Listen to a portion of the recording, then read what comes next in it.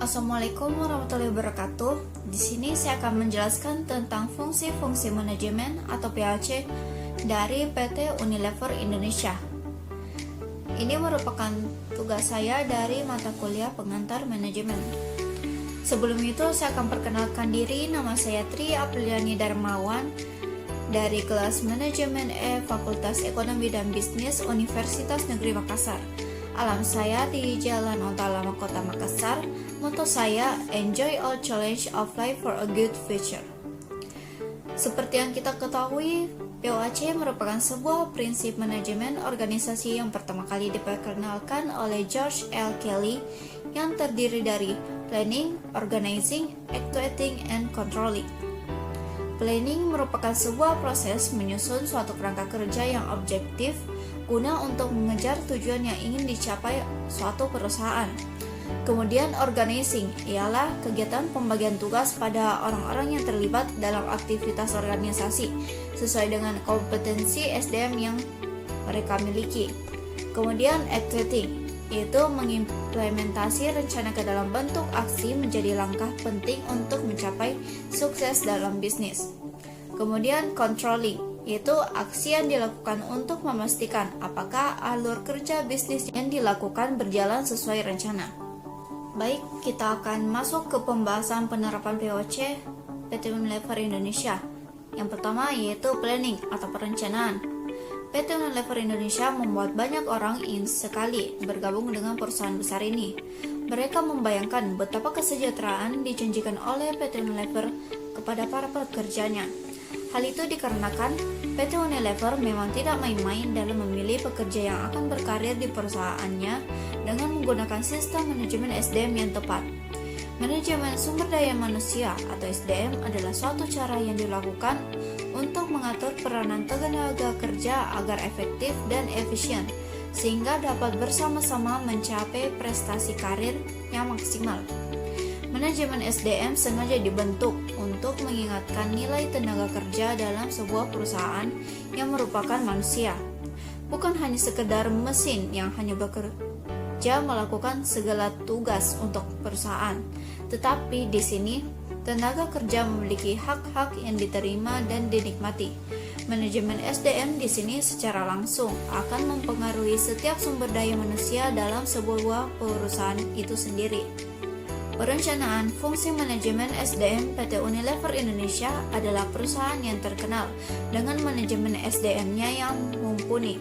Bagaimana tidak, PT Unilever sangat mempertimbangkan setiap sumber daya manusia yang akan berkarir bergabung bersama PT Unilever. Di sini terbukti dengan setiap tahunnya PT Unilever sengaja merekrut orang-orang terbaik dari berbagai perguruan tinggi terbaik. Setelah PT Unilever berhasil merekrut beberapa orang yang akan berkarir bersama Unilever, orang-orang tersebut akan diberikan program latihan kerja. Program latihan kerja yang dibentuk PT Unilever dibagi dalam dua kegiatan. Kegiatan pertama adalah kegiatan menempatkan calon tenaga kerja pada tempat kerja yang sebenarnya.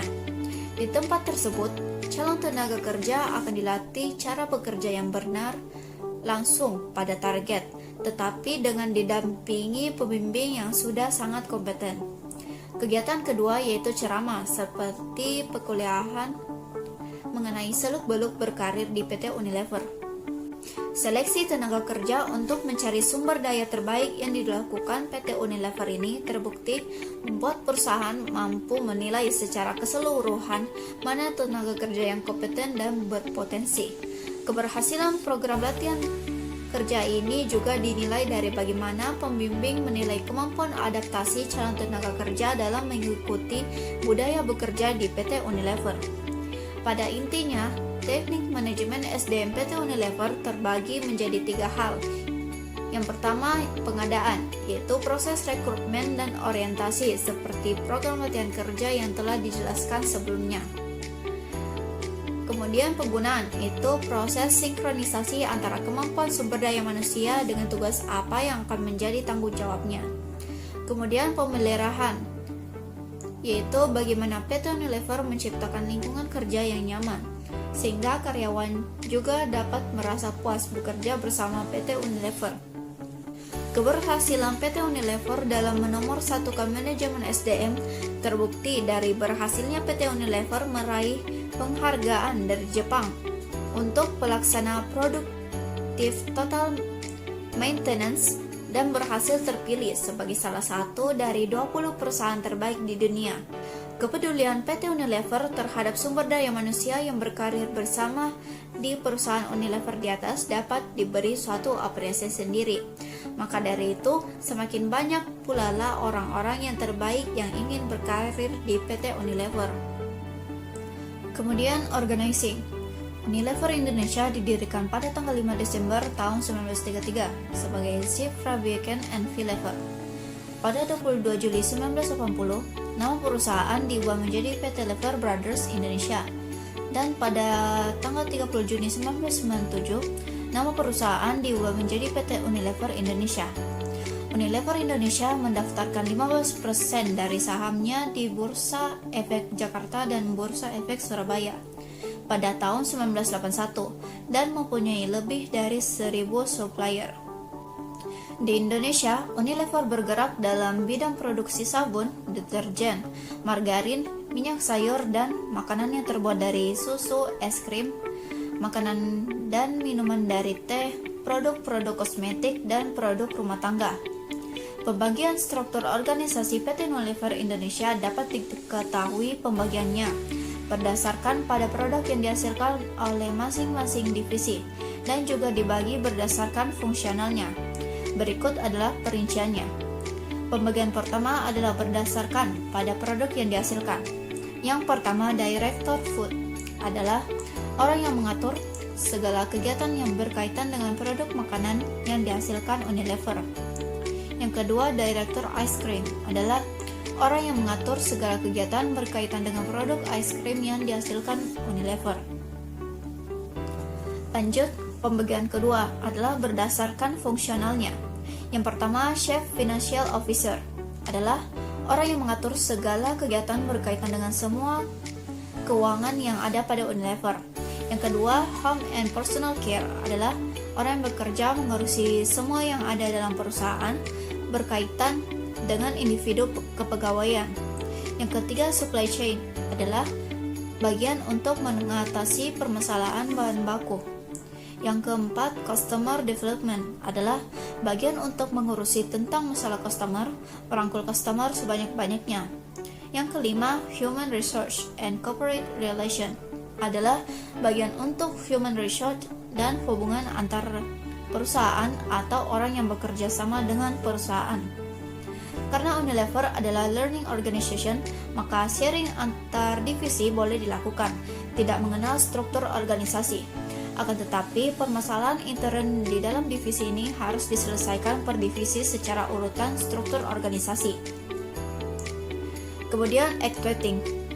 Tanggung jawab perusahaan diperjuangkan dan dipimpin oleh anggota dari eksekutif Unilever, Vindi Banga, Presiden Makanan, Rumah Tangga, dan Perawatan Pribadi. Eksekutif Unilever ini bertanggung jawab pada kepemimpinan operasional dalam usaha. Strategi pengembangan sosial dan lingkungan adalah tanggung jawab pada 4 kategori produk dan tim brand global mereka.